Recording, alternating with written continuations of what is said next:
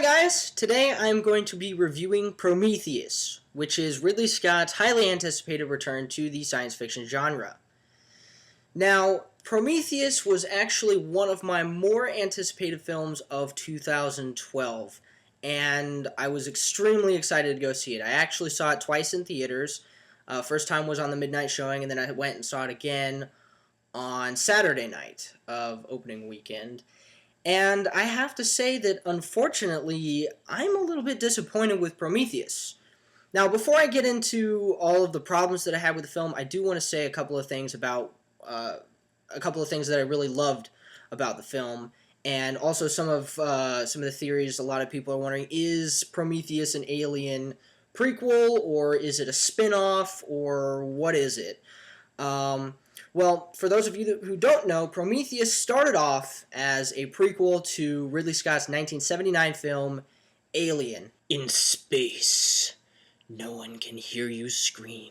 However, during the pre-production process, they brought on writer Damon Lindelof, who you may know from Lost, and he came in and revised the script, and they started taking the film in a new direction, coming up with its own mythology and things like that. So as far as I'm concerned, Prometheus is actually not a prequel to Alien for two main reasons. One, it doesn't feature any of the characters or creatures necessarily from the original Alien, with the exception of the space jockey.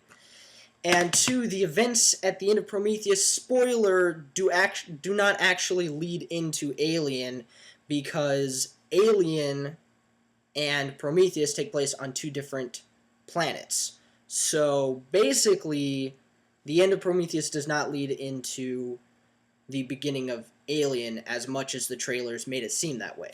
Now, Prometheus, I have to say, was impressive, and I did enjoy it while I was watching it. In fact, my problems with the film are almost on a nitpicky level, but I'll get more into that later. But I do want to talk about the look of the film, and Prometheus looks amazing. The cinematography, the art direction, the set designs, the costumes, the visual effects, everything was just... It didn't even look like I was looking at CGI. When I was looking at something and I'm thinking, this has to be CGI, it didn't look like CGI. Everything was just beautiful, just absolutely astounding, the look of the film. For those of you who don't know, I believe Ridley Scott actually began his career as an art director, and in my experience with his films, everything looks great. In the original Alien, the set design was amazing.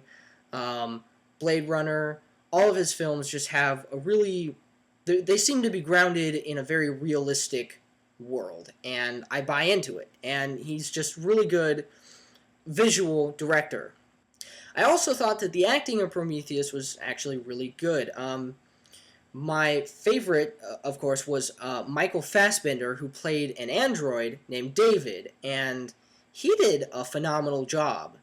I really liked his portrayal of the android. He spoke and acted like I would imagine a robot would. And he also had this really weird sense of not really knowing what he was thinking. Like, there were a couple of times in the film where I had to sit there and go, okay, wait, he's an android, he doesn't operate on an emotional level, so when I don't understand something that he does, it's because he's an android. And, you know, oftentimes robots almost come across as too human. For instance, like C-3PO. And you kind of forget that machines don't necessarily, or wouldn't necessarily, function like that in a futuristic world. So I really like Michael Fassbender. And also Noomi Rapace, I think I'm saying that right. I thought she did a pretty good job as the lead of the film.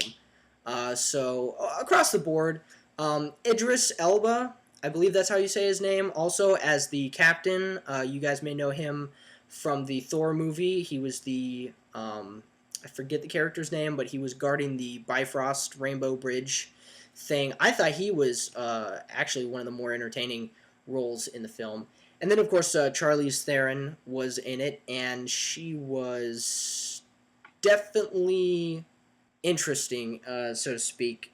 She kind of played like this cold-hearted, really mean type of character, but she did a pretty good job. And the rest of the cast was basically there to die, essentially. Actually, I do have to say the one role that I didn't buy, well, two, was the scientist who had a mohawk. He was a little bit over the top, just a little excessive. And then I don't know the character's name. See, that's how little of an impact the rest of the cast had, because I don't even know their names. But he was the guy who was hanging out with the Mohawk guy in the film.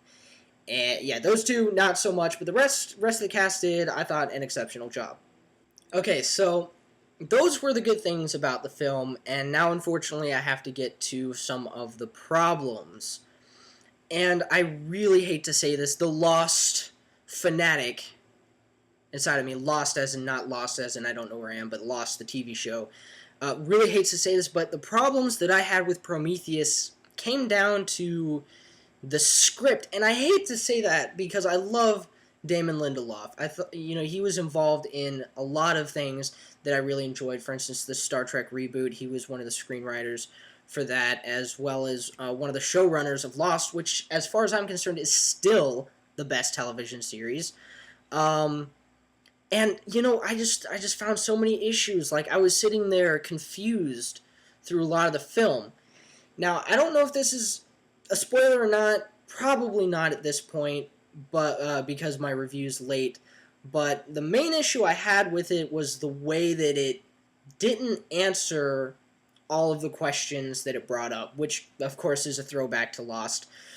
The main reason being is that they obviously are setting up for a sequel. And I just felt like I watched half of a film. And the half that I did watch, I didn't see much motivation. Now, this is getting into spoilers, but the space jockey, I just didn't quite understand his motive and his reasoning for doing the things behind him. And also all the stuff with the creatures and the black goo. And just, I don't know, it just got very confusing. I enjoyed the film absolutely throughout, but when I really sat down, especially the second time that I saw it, I was really looking at the story and trying to make sense of it, and it just didn't come together, and it kind of felt messy.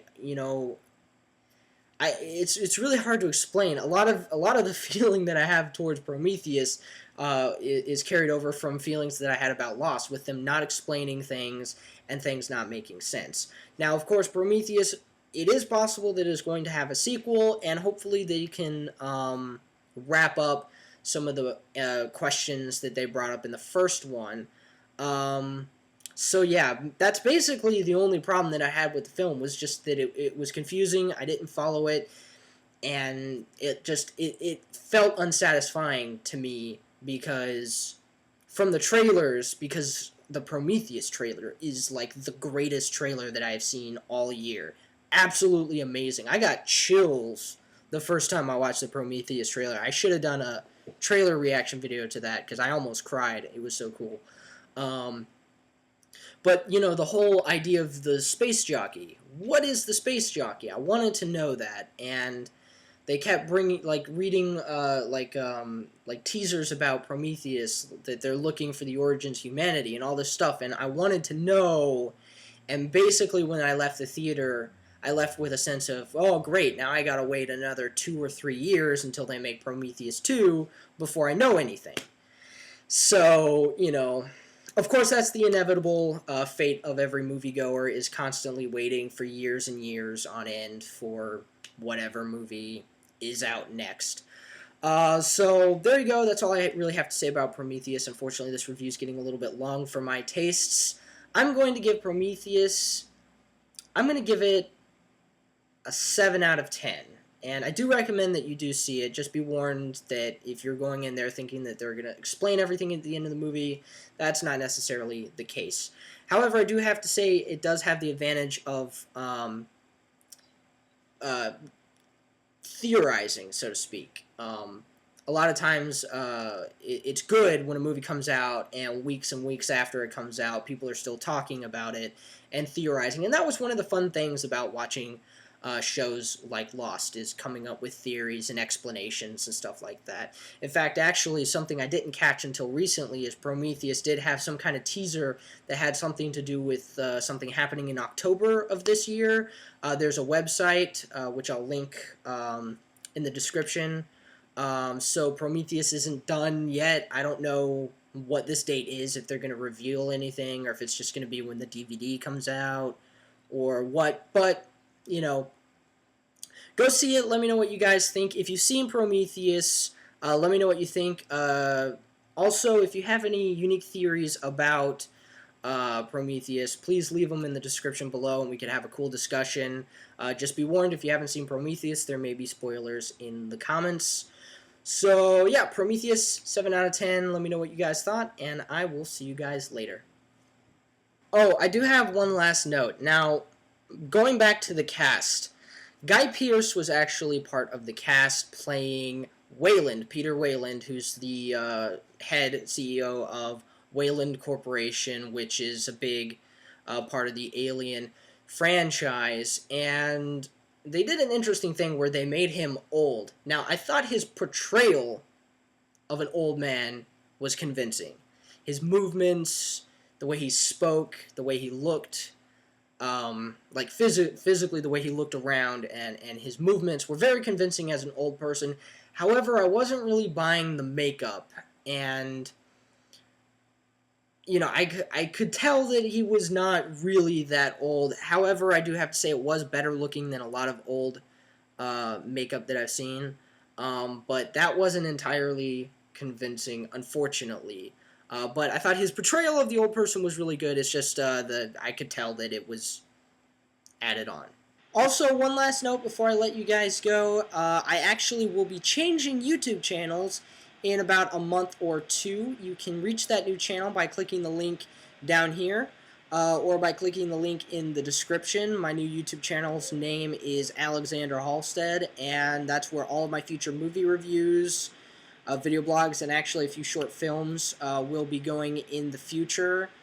This will be a big move, so please go over, click the link, and subscribe so that when I start posting in a month or so, you guys will get all of my new videos. So that's about it. Thanks for watching, and I will talk to you guys later.